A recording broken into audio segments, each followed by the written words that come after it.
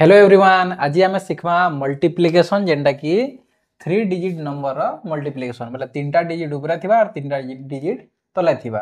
तो आपण मैंने ई जेन मुझे बताई चाहे 5टा स्टेप के रखबे आई मल्टीप्लिकेशन के गुटे लाइन रे आंसर बाहर करबे। तो आपण मैंने क्या करें पहला ऊपर तल गुणन करमा 3 1 3 2 नंबर स्टेप देखुन इकन इकन 1 दूना 2 और 2 3 6 6 2 8 8 लिखबे।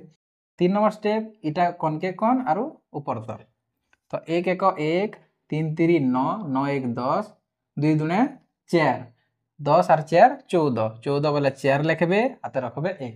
तापर 4 नंबर स्टेप देखुन इकन इकन 2 1 2 3 दूने 6 6 2 8 और 1 थिला 8 1 9।